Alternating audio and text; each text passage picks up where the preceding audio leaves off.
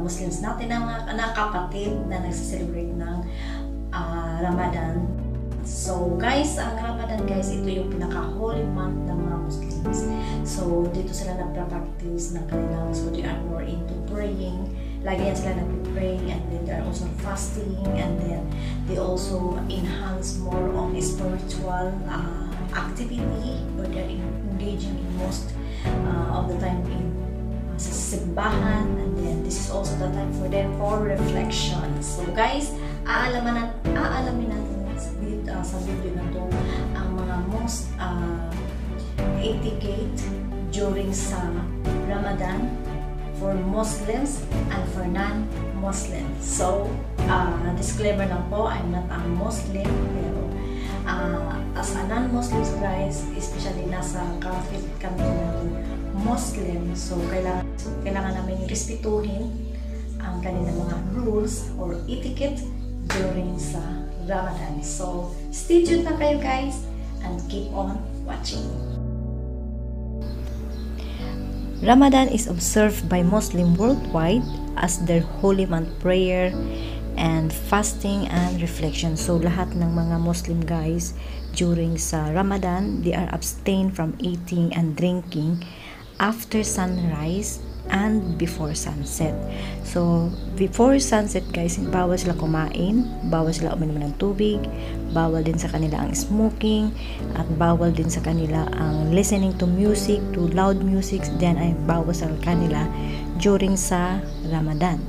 So after sunset, sila ay pwede na kumain ng anything that they would like to eat. So yan naman ay tinatawag nila na iftar. So during Ramadan also guys, or during sunrise, or during sa kanilang fasting, if by accident na nakainom sila ng tubig, immediately kailangan nilang iluwa yan, otherwise is nabi-break nila ang kanilang fasting, or for them that is called haram. So sa mga girls naman guys, if during Ramadan is nagkataon na meron silang regla, so may mga reason din na pwede silang mag-skip ng kanilang fasting. So after ng kanilang period, then pwede na din ulit sila mag-pray at mag-fasting. Kasi sa kanila guys, pag may regla ka is that is haram, so ibig sabihin is bawal. May mga consideration guys na pwede silang mag-skip ng kanilang fasting. So isa na dito ang mga pregnant. So ang pregnant is hindi pwede sila mag-fasting kasi hindi sila pwedeng magutom. So yung mga bata, hindi rin sila pwedeng mag-fasting kasi kailangan din nilang kumain.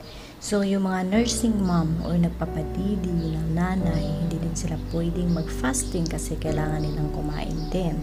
So yung mga elders, hindi rin sila pwede mag-fasting kasi kailangan din nilang kumain on time. Yung may mga medical issues, yung may mga maintenance, so hindi sila pwedeng mag-fasting kasi kailangan nilang uminom ng gamot with meals. Tapos sa mga babae naman guys na may period, kasi hindi sila pwedeng mag-pray or mag-fasting during sa Ramadan, or kahit hindi Ramadan guys, para sa kanila kasi pag may regla yung babae o pag may period yung babae is hindi talaga sila pwedeng mag-pray. So kung ilan yung araw mo na miss nila, kung halimbawa 5 days yung period nila, kailangan after Ramadan, kailangan din na mag-fast ng 5 days. So kailangan equal yung na-miss mo, tsaka kailangan din equal yung ipa-fast mo. So ganyan yung restrictions nila guys sa mga babae pag may period during Ramadan or not Ramadan.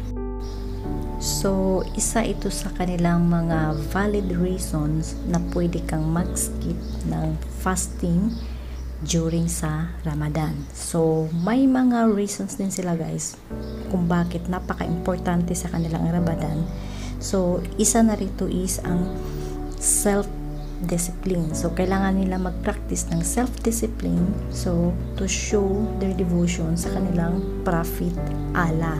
So kailangan nilang mag-recite or kailangan nilang magbasa ng kanilang Quran during sa kanilang fasting. So this is also to strengthen and to enhance their spiritual values. And also fasting, isa na rin dito ang pinaka-strict discipline o self-control nila guys, na kailangan talaga during fasting, kailangan hindi sila iinom ng tubig or kakain ng anything. At kung mahilig kang magsigarilyo, hindi ka rin pwede magsigarilyo kasi kailangan mong i-enrich yung self-disciplines.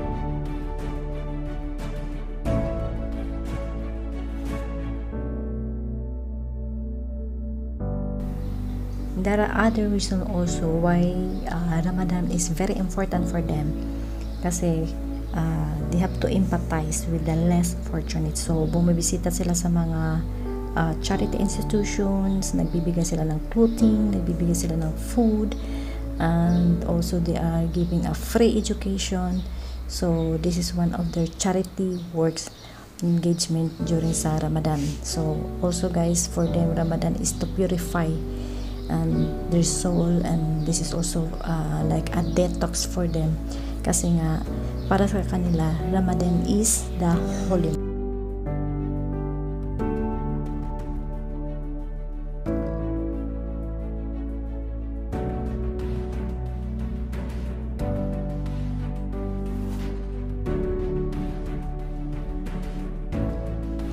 And then after the sunset, so kailangan guys is complete sila para sa pag-break na pala ng fasting is meron silang tinatawag na iftar. So lahat ng pagkain na gusto ng kainan is kakainin nila yun until dawn. So hanggang sa madaling araw yan guys, bago na naman sila mag-start ng kanilang fasting. So guys, this is the most common etiquette for Muslims during sa Ramadan. For non-Muslims naman guys, meron din tayong etiquette or mga rules na dapat nating sundin. So isa na dito guys is during sa fasting hours, hindi tayo pwedeng kumain in public. This is to show respect sa kanilang na nagfa-fasting. At saka if you want to eat guys, kung gusto mong kumain, pwede kang kumain in private but not in public. Otherwise guys, magkakaroon ka ng penalty, or the most worst cases is sinasampal ka nila guys, lalo na pag may nakikita nila na kumakain ka in public. Kasi guys, pag nakikita nila na nanigarilyo ka in public, so para sa kanila is hindi mo sila nirespeto. So kailangan talaga iwasan natin gawin to during sa Ramadan at during sa fasting hours nila.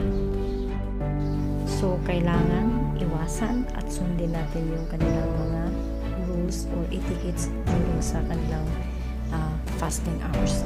At saka bawal din sa kanila guys, or lalo na sa ating mga Pilipino, mahilig tayong magsuot ng mga miniskirt, mahilig tayong magsuot ng mga shorts. So during sa Ramadan, hindi ka pwede magsuot ng ganyan, but you have to dress modestly.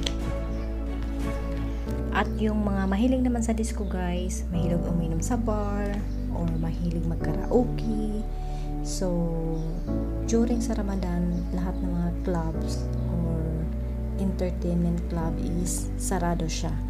Pero medyo may kaibahan na ngayon guys compare before, kasi ngayon is pwede na silang mag-open ng restaurant kahit during sa fasting hours. Pero mostly yan guys is sa mga mall. Also may mga hotels na rin na after iftar is nag-o-open na rin sila ng kanilang mga bar. So i-compare mo before at saka ngayon, medyo hindi na masyadong stricto, lalo na dito sa Dubai. So may mga ibang country na Muslim country which is still very tight, saka masyado silang self-disciplined during sa Ramadan, kasi hindi ka talaga pwede mag-open ng restaurant, hindi ka rin pwedeng mag-open ng any entertainment club, during sa kanilang Ramadan for like 1 month. At sa mga establishment naman guys, at sa mga offices, ang timings ng Ramadan is shortened. So, depende sa company kung ilang oras sila pagbukas. So, mostly is mga 6 hours lang, which is ang pinaka-regular na timings is 8 hours. So, kumbaga, shorted lang sila kasi para yung mga nagfa-fasting is hindi naman sila, at least makapag-pahinga naman sila. So, sana guys is may natutunan naman po kayo sa aking video, and see you again on my next video.